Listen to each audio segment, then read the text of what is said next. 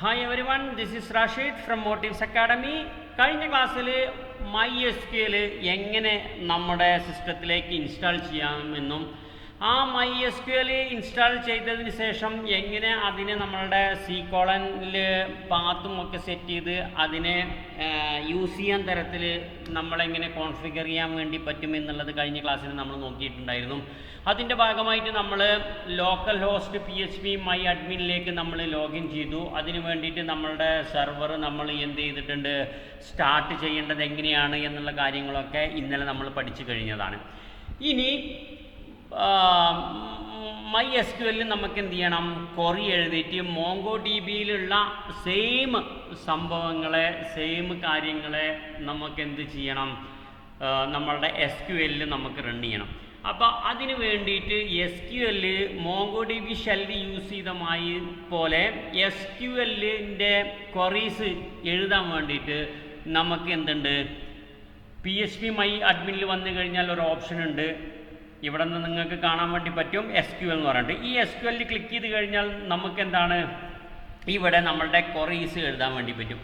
അപ്പോൾ ഫസ്റ്റ് നമ്മൾ ചെയ്യാൻ പോകുന്നത് സ്റ്റുഡൻസ് എന്ന് പറയുന്ന MongoDBയിൽ ക്രിയേറ്റ് ചെയ്ത അതേ ഒരു ഡാറ്റാബേസ് തന്നെയാണ് നമ്മൾ ഇവിടെയും ക്രിയേറ്റ് ചെയ്യുന്നത്. അതിന് വേണ്ടിയിട്ട് എന്താണ്, ക്രിയേറ്റ്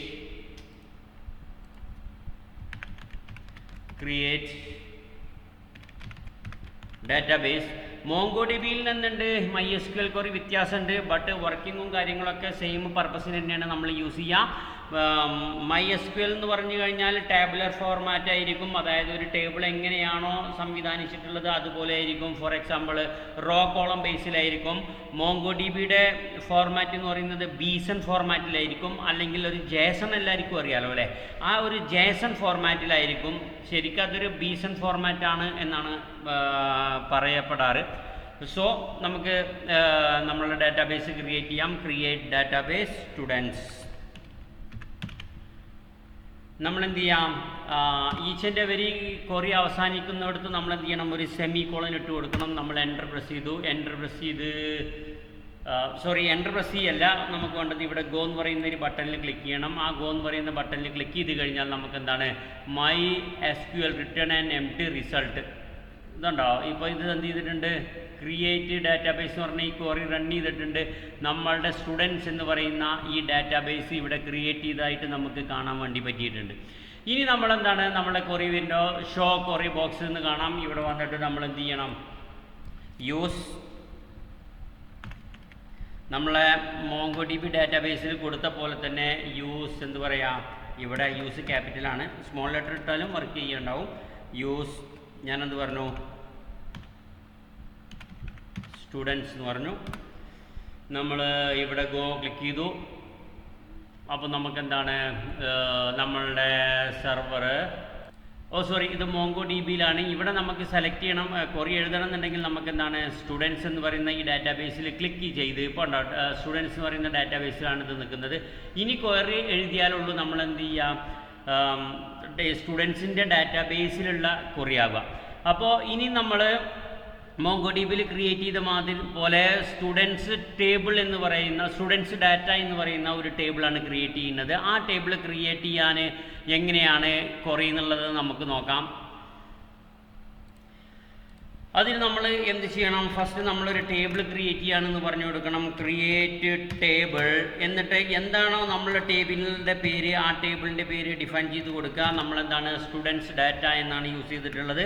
സെയിം MongoDBയിൽ നമ്മൾ പറഞ്ഞ പോലെ തന്നെ ഒരു ഓപ്പണിംഗ് ബ്രാക്കറ്റും ക്ലോസിംഗ് ബ്രാക്കറ്റും ഇട്ട് അതിൻ്റെ ഉള്ളിലാണ് നമ്മൾ എന്ത് ചെയ്യേണ്ടത്, ക്വറി എഴുതേണ്ടത്. MongoDBയിൽ നിന്ന് വ്യത്യസ്തമായിട്ട് ഇവിടെ എന്തുണ്ട്, ID ഓട്ടോമാറ്റിക്കായിട്ട് ജനറേറ്റ് ചെയ്യില്ല.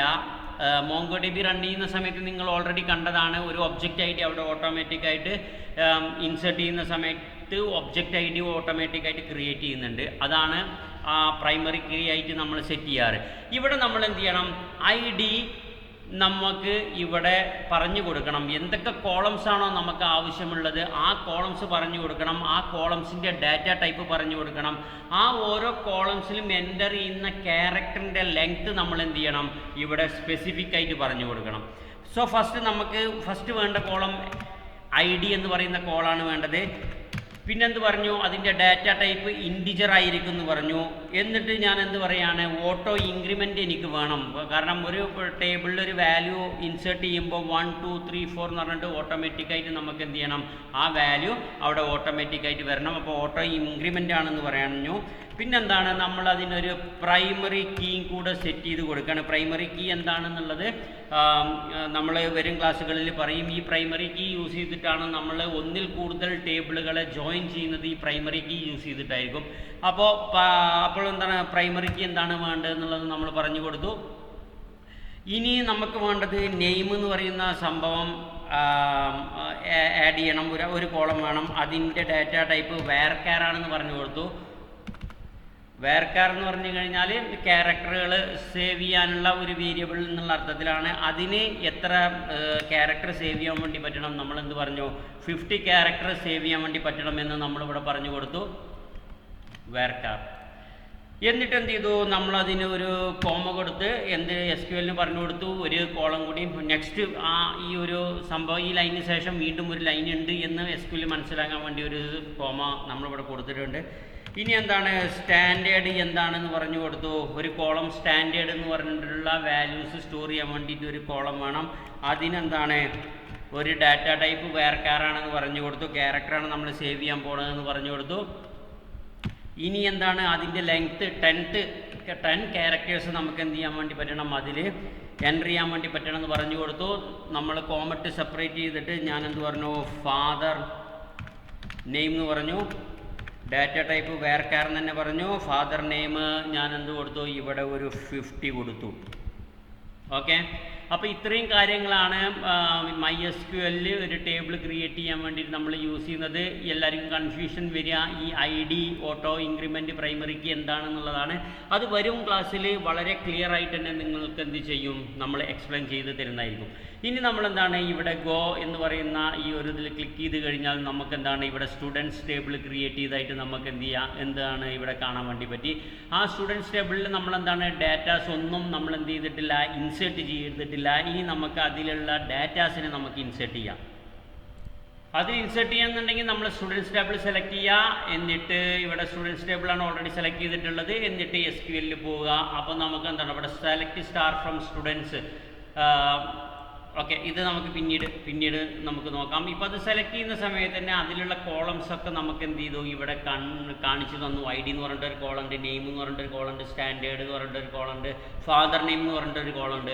ഇവിടെ വന്നു കഴിഞ്ഞാൽ നമുക്ക് എന്താണ്, അതിൻ്റെ സ്ട്രക്ചർ കാണാൻ വേണ്ടി പറ്റും. ആ ടേബിളിൻ്റെ സ്ട്രക്ചർ കാണാൻ വേണ്ടി പറ്റും. ഇപ്പോൾ നമ്മൾ ക്രിയേറ്റ് ചെയ്തത് ഇൻറ്റിജർ, ID ഇൻറ്റിജർ ആണ്, ഡിഫോൾട്ടായിട്ട് 11 ആണ് വരിക. അത് ഓട്ടോ ഇൻക്രിമെൻ്റ് ആണ്, പ്രൈമറി കീ ആണ് എന്നുള്ളത് നമുക്ക് അവിടെ കാണാൻ വേണ്ടി പറ്റും. എന്നിട്ട് എന്താണ്, നമുക്ക് വേണമെന്നുണ്ടെങ്കിൽ ചേഞ്ച് ചെയ്ത് കൊടുക്കുകയൊക്കെ ചെയ്യാം. ഓക്കെ, നെയിം വേർകാർ ഇതാണ്, അങ്ങനെയുള്ള എല്ലാ കാര്യങ്ങളും. ഇതൊരിക്കലും നള്ളാവാൻ പാടില്ല എന്നുള്ളത് പ്രൈമറി കീയുടെ പ്രത്യേകത. പ്രൈമറി കീ ഒരിക്കലും നള്ളാവാൻ പാടില്ല. അപ്പോൾ എന്ത് ചെയ്തു, ഓട്ടോമാറ്റിക്കായിട്ട് നോ എന്ന് പറഞ്ഞിട്ടുണ്ട്. ഇവിടേക്ക് എന്താണ്, വേണമെങ്കിൽ ഡീറ്റെയിൽസ് കൊടുത്തിട്ടില്ലെങ്കിൽ അത് നൾ വാല്യൂയും ആക്സെപ്റ്റ് ചെയ്യും എന്നുള്ളതാണ്. അപ്പോൾ എന്താണ്, നമ്മളുടെ കോളംസ്, നമ്മളുടെ ടേബിൾ ഓൾറെഡി ക്രിയേറ്റ് ആയിട്ടുണ്ട് എന്നുള്ളത് നമുക്കിവിടെ അതിൻ്റെ സ്ട്രക്ചറിൽ പോയാൽ കാണാൻ വേണ്ടി പറ്റി. ഇനി നമുക്ക് എന്ത് ചെയ്യണം, അതിനെ ക്വറി യൂസ് ചെയ്തിട്ട് എങ്ങനെ ഇൻസേർട്ട് ചെയ്യാന്നുള്ളത് നോക്കാം. എന്താണ്, വളരെ സിമ്പിളാണ്. ഇൻസേർട്ട് ചെയ്യണം. മലയാളത്തിൽ പറയുന്ന പോലെ തന്നെ ഏതിലേക്കാണ് ഇൻസേർട്ട് ചെയ്യേണ്ടത്, സ്റ്റുഡൻസ് ഡാറ്റ എന്ന് പറയുന്ന ഈ ടേബിളിലേക്കാണ് ഇൻസേർട്ട് ചെയ്യേണ്ടത്. ആ ടേബിളിലേക്ക് ഇൻസേർട്ട് ചെയ്യേണ്ടത് ഏതൊക്കെ കോളത്തിലേക്കാണ് നമ്മൾ ഇൻസേർട്ട് ചെയ്യേണ്ടത് എന്ന് പറഞ്ഞു കൊടുത്തു. നമുക്ക് നെയിമാണ് ഇൻസേർട്ട് ചെയ്യേണ്ടത്. ID ഇൻസേർട്ട് ചെയ്യേണ്ട കാര്യമില്ല, കാരണം നമ്മൾ ഓൾറെഡി ഓട്ടോ ഇൻക്രിമെൻറ്റ് കൊടുത്തുകൊണ്ട് IDയിൽ 1 2 3 4 എന്ന് പറഞ്ഞിട്ട് ഓട്ടോമാറ്റിക്കായിട്ട് എന്ത് ചെയ്യും, അത് ഇൻസേർട്ട് ആയിക്കൊള്ളും. പിന്നെന്താണ്, നമ്മളവിടെ കൊടുത്തിട്ടുള്ളത് ക്യാരക്ടറാണ്. ഇനി അടുത്തത് വേണ്ടത് എന്താണ്, സ്റ്റാൻഡേർഡാണ്. സ്റ്റാൻഡേർഡ് എന്ന് പറയുന്ന കോളത്തിലേക്കാണ് നമുക്ക് ഇൻസേർട്ട് ചെയ്യേണ്ടതെന്ന് പറഞ്ഞു കൊടുത്തു. പിന്നെ നമുക്ക് വേണ്ടത് ഫാദേഴ്സ് നെയിമാണ്. ഫാദേഴ്സ് നെയിം എന്ന കോളത്തിലേക്കാണ് നമുക്ക് ഇൻസേർട്ട് ചെയ്യേണ്ടതെന്ന് പറഞ്ഞു കൊടുത്തു. വാല്യൂസ്, ഇനി എന്താണ് അടുത്തത്, ഇതിലേക്ക് എന്ത് ചെയ്യണം, ഇപ്പോൾ ഏതൊക്കെ കോളത്തിലേക്കാണ് നമുക്ക് വാല്യൂ ആഡ് ചെയ്യേണ്ടതെന്ന് പറഞ്ഞു കൊടുത്തു. ഇനി ആ ഓരോ പർട്ടിക്കുലർ കോളത്തിലേക്കും ആഡ് ചെയ്യേണ്ട വാല്യൂസ് നമ്മൾ എന്ത് ചെയ്യണം, ഇവിടെ അതേ ഓർഡറിൽ തന്നെ പറഞ്ഞു കൊടുക്കണം. ഇവിടെ എന്താണ് ക്യാരക്ടർ സിംഗിൾ കോട്ട്സ് ഇട്ടിട്ടാണ് നമ്മൾ എന്ത് ചെയ്യുക, അത് പറഞ്ഞു കൊടുക്കുക. ഇതിൻ്റെ ഉള്ളിലാണ് നമ്മൾ എഴുതി കൊടുക്കേണ്ടത്. ഫസ്റ്റ് എന്താണോ നമ്മളിവിടെ ഡിഫൈൻ ചെയ്തിരിക്കുന്നത് അതിൻ്റെ വാല്യൂ ആയിരിക്കണം, അതിൽ ഇൻസേർട്ട് ചെയ്യേണ്ട വാല്യൂ ആയിരിക്കണം നമ്മളിവിടെ കൊടുക്കേണ്ടത്. ഞാനെന്ത് കൊടുത്തു, രവീണ എന്ന് കൊടുത്തു.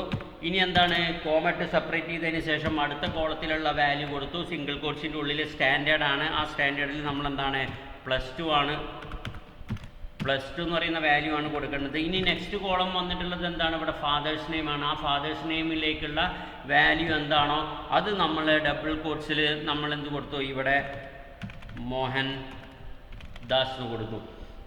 ഓക്കെ, അപ്പോൾ ഇതിൽ ശ്രദ്ധിക്കേണ്ടത് ഇവിടെ കൊടുത്തിട്ടുള്ള അതേ ഓർഡറിൽ തന്നെയായിരിക്കണം വാല്യൂസും നമ്മൾ ഇൻസേർട്ട് ചെയ്യേണ്ടത്. അത് സിംഗിൾ കോട്ട്സിൻ്റെയോ ഡബിൾ കോട്ട്സിൻ്റെയോ ഉള്ളിലിട്ട് കോമട്ട് സെപ്പറേറ്റ് ചെയ്തിട്ട് എന്ത് ചെയ്യണം, MySQL പറഞ്ഞു കൊടുക്കണം. അവസാനം എന്ത് ചെയ്യുക, ഒരു സെമിക്കോളൻ എടുത്തിട്ട് അതിനെ എൻഡ് ചെയ്യുക. ഇനി ഇവിടെ നമ്മൾ ഗോ പ്രസ് ചെയ്ത് കഴിഞ്ഞാൽ നമുക്ക് എന്താണ് ഗ്രീൻ കളറിൽ 1 റോ ഇൻസേർട്ടഡ് എന്ന് കാണാൻ വേണ്ടി പറ്റി. 1 റോ ഇൻസേർട്ടഡ്. അപ്പം ഇനി നമ്മളെ സ്ട്രക്ചറിൽ വന്നു കഴിഞ്ഞാൽ നമുക്ക് ഇങ്ങനെ സംഭവങ്ങളെ ഇതേപോലെ തന്നെ കാണാൻ വേണ്ടി പറ്റി. ഇതിൽ സ്ട്രക്ചറിലൊന്നും മാറ്റിയിട്ടില്ല. ഇനി ബ്രൗസിൽ ക്ലിക്ക് ചെയ്യുക. ബ്രൗസിൽ ക്ലിക്ക് ചെയ്ത് കഴിഞ്ഞാൽ നമുക്ക് എന്താണ്, ബ്രൗസറിൽ ക്ലിക്ക് ചെയ്ത് കഴിഞ്ഞാൽ കണ്ടോ, ഇവിടെ നമ്മളുടെ ഡാറ്റ ആഡ് ചെയ്തതായിട്ട് നമുക്ക് കാണാൻ വേണ്ടി പറ്റി. ഇവിടെ ID 1 ആണ്, രവീണ എന്ന് പറയുന്നത് പേരാണ്, സ്റ്റാൻഡേർഡ് +2, ഫാദേഴ്സ് നെയിം മോഹൻദാസ് എന്ന് പറഞ്ഞിട്ട് നമുക്കിവിടെ കാണാൻ വേണ്ടി പറ്റി. ഇനി നമ്മൾ രണ്ടാമത്തെ ഒരു ഡാറ്റയും കൂടി എൻ്റർ ചെയ്യാണ്. നേരെ എന്ത് ചെയ്യുക, നമ്മളെ ടേബിൾ സെലക്ട് ചെയ്തതിന് ശേഷം MySQL പോവുക. എന്ത് ചെയ്തിട്ടുണ്ട്, സെയിം സംഭവം തന്നെ സ്റ്റുഡൻസ് എന്ന് പറയുന്ന ടേബിളിലേക്കാണ് നമുക്ക് ഇൻസേർട്ട് ചെയ്യേണ്ടത്. അതിലെന്ത് ചെയ്തിട്ടുണ്ട്, നെയിമിലേക്ക് ഇൻസേർട്ട് ചെയ്യണം, സ്റ്റാൻഡേർഡിലേക്ക് ഇൻസേർട്ട് ചെയ്യണം, ഫാദേഴ്സ് നെയിം എന്ന് പറയുന്ന കോളത്തിലേക്ക് ഇൻസേർട്ട് ചെയ്യണം. നമ്മളെന്താണ് ഇവിടെ അതിൻ്റെ വാല്യൂ മാത്രം മാറ്റി കൊടുത്തു. സനൽ +2, റിനുരാജ് എന്ന് കൊടുത്തു. സനൽ എന്ന് പറയുന്നത് നെയിം, +2 എന്ന് പറയുന്നത് സ്റ്റാൻഡേർഡ്, റിനുരാജ് എന്ന് പറയുന്നത് ഫാദേഴ്സ് നെയിമാണ്. ഗോയിലേക്ക് ക്ലിക്ക് ചെയ്തു. ഗോയിൽ ക്ലിക്ക് ചെയ്യുന്ന സമയത്ത് എന്താണ്, ഇൻസേർട്ട് ഇൻ ടു നെയിം റിനുരാജ്. ഇവിടെ എന്തോ ഒരു മിസ്റ്റേക്ക്, അൺനോൺ സ്റ്റാൻഡേർഡ്. അവിടെ സ്റ്റാൻഡേർഡിൻ്റെ സ്പെല്ലിങ് തെറ്റാണ് കേട്ടോ. അപ്പോൾ നമ്മൾ മുകളിൽ വന്നു കഴിഞ്ഞാൽ നമുക്ക് എന്താണ് സ്റ്റാൻഡേർഡ്, എന്താണ് നമ്മളുടെ സ്റ്റാൻഡേർഡിൻ്റെ സ്പെല്ലിങ് നമുക്ക് എന്താണ് ഇവിടെ കറക്റ്റായിട്ട് നമുക്ക് കാണാൻ വേണ്ടി പറ്റി. ഇനി ഗോയിൽ പ്രസ് ചെയ്ത് കഴിഞ്ഞാൽ എന്താണ്, in this field father's name, unknown column father's name. നമ്മളിവിടെ വന്നു കഴിഞ്ഞാൽ ഫാദർ നെയിമാണ്, ഇവിടെ നമ്മൾ കൊടുത്തിട്ടുള്ള ഫാദർ നെയിമാണ്. Okay, very good. അപ്പോൾ ഇനി എന്താണ്, ഗോയിൽ പ്രസ് ചെയ്ത് കഴിഞ്ഞാൽ ഇപ്പോൾ ഗ്രീൻ കളറിൽ ടിക്ക് മാർക്ക് കണ്ടു, 1 റോ ഇൻസെർട്ടഡ് എന്ന് പറഞ്ഞു. നമ്മൾ എന്ത് ചെയ്യുക, ബ്രൗസിൽ വന്നു കഴിഞ്ഞാൽ ഇപ്പോൾ കണ്ടോ ID നമ്മൾ കൊടുത്തിട്ടില്ല. പക്ഷേ നമ്മൾ പ്രൈമറി കീ ആയിട്ട് ഓട്ടോ ഇൻക്രിമെൻറ്റ് കൊടുത്തപ്പോൾ രണ്ടാമത്തെ റോയില് കണ്ടോ 2 എന്ന് പറഞ്ഞിട്ട് അവിടെ ഓട്ടോമാറ്റിക് വന്നു. പിന്നെ നമ്മൾ കൊടുത്ത ഡാറ്റാസ് അക്കോർഡിംഗ്ലി അവിടെ എന്ത് ചെയ്തിട്ടുണ്ട്, വന്നിട്ടുണ്ട്. ഇനി നമ്മൾ ഈ ഒരു SQL പോവുക. ഇവിടെ കണ്ടോ select star from students data, ഈ വേർ = 1 എന്നുള്ളത് നമ്മൾ ഞാൻ മാറ്റി കൊടുക്കുകയാണ്. ഇനി എന്താണ്, select star from students data എന്ന് പറഞ്ഞിട്ട് നമുക്ക് എന്താണ് ഇവിടെ കാണാൻ വേണ്ടി പറ്റി. ഇതിൽ എറർ വന്നിട്ട് എന്താ വെച്ചാൽ ഇവിടെ നമ്മളൊരു സ്ട്രിങ് സിംഗിൾ കോട്ട്സ് ഇട്ട് കൊടുക്കണം. ഇവിടുത്തെ നമ്മൾ ഡിലീറ്റ് ചെയ്തപ്പോൾ പോയിട്ടുണ്ടായിരുന്നു. Select star from students data. ഇനി ഗോയിൽ പ്രസ് ചെയ്ത് കഴിഞ്ഞാൽ നമുക്കെന്താണ് സ്റ്റുഡൻസ് ഡാറ്റ. ഇവിടെ എന്ത് മിസ്റ്റേക്ക് വെച്ചാൽ നമുക്ക് ഇവിടെ സിംഗിൾ കോട്ട്സ് അല്ല കേട്ടോ വേണ്ടത്, നമുക്ക് വേണ്ടത് ബാക്ക് ടിക്സ് ആണ്.